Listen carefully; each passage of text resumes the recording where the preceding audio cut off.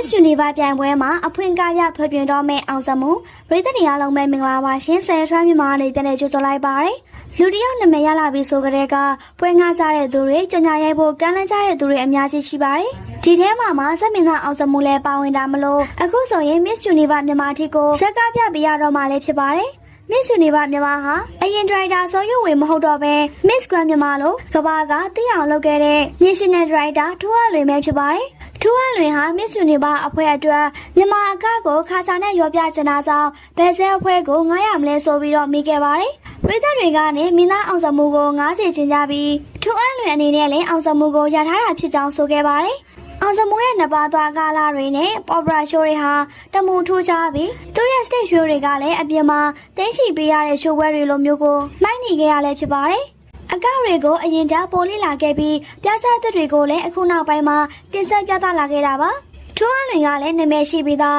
brand ခိုင်မာတဲ့သူနဲ့ပဲလက်တွဲချင်တာမလို့အောင်စမိုးဆိုတာတေချာသွားပါပြီ။ဒီတော့ပြည်သက်ကြီးရဲ့ Miss Universe မြန်မာစင်မြင့်ပေါ်မှာမင်းသားလေးအောင်စမှုရဲ့အကာအလာတွေကိုမြင်ရတော့မှလို့ရင်ခုန်နေပါပြီနော်ပရိသတ်ကြီးတွေရဲ့အမြင်လေးကိုလည်းခုံးမှရေးသွားပေးခဲ့ကြပါအောင်ရှင်။တပင်အစည်းအရုံးနဲ့နောက်ထပ်တစ်ချိန်ပြဿနာတက်ပြီးတရားစွဲဆိုခံရတော့မယ့်စမင်းသားအောင်စမှုပရိသတ်တရားလုံးပဲမင်္ဂလာပါရှင်။အောင်စမှုကတော့အင်မတန်မှအောင်မြင်သူတစ်ယောက်ဖြစ်သလိုခဏလည်းပြက်လုံးပြဿနာတွေကြောင့်တရားစွဲဆိုခံရမယ့်အခြေအနေမျိုးစက်တိုက်ကြုံတွေ့နေရတာလည်းဖြစ်ပါတယ်။မကြသေးခင်ချိန်ကလည်းဇက်သပင်ရဲ့ဥက္ကဋ္ဌဖြစ်သူကိုဘိုးချီကိုတိုင်းကအောင်စမှုကိုဇက်ကားခွင့်တလားတီတီရက်ဆိုင်လိုက်တယ်လို့ဆိုတဲ့ဆုံးဖြတ်ချက်ချခဲ့ပေမဲ့လည်းပရိသတ်တွေရဲ့စကားအသံတွေနားလည်ပေးမှုတွေကြောင့်ပထမဆုံးအကြိမ်မှာတဲ့အောင်စမှုအတွက်နားလည်ခွင့်လို့ပေးခဲ့ကြတာလည်းဖြစ်ပါတယ်။ဒါပေမဲ့လည်းဒီတစ်ခါမှာတော့မင်းသားအောင်စမှုတယောက်ပွဲကနေတော့မှမုံလူမျိုးတွေကိုနှိမ့်ချပြောဆိုတဲ့ပြက်လုံးတချို့ကိုတုံးပြီးတော့ကားပြဖြောပြခဲ့တာကြောင့်ပရိသတ်တွေကလုံးဝခွင့်မလို့နိုင်ဖြစ်နေရတာလည်းဖြစ်ပါတယ်။အောင်စမှုဇက်ကားဖြောပြစင်မှာ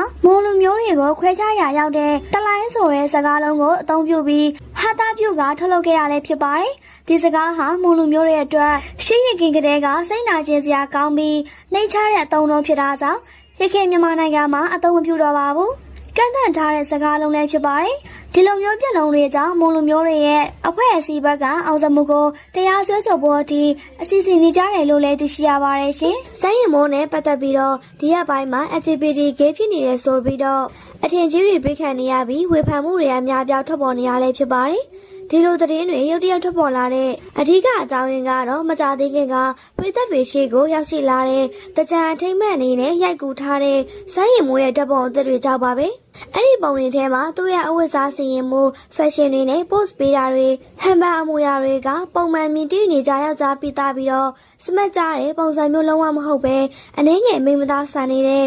ဂေးပုံစံပေါက်နေတယ်လို့ပြည်သက်အများစုကရှုမြင်ခဲ့ကြတာလည်းဖြစ်ပါတယ်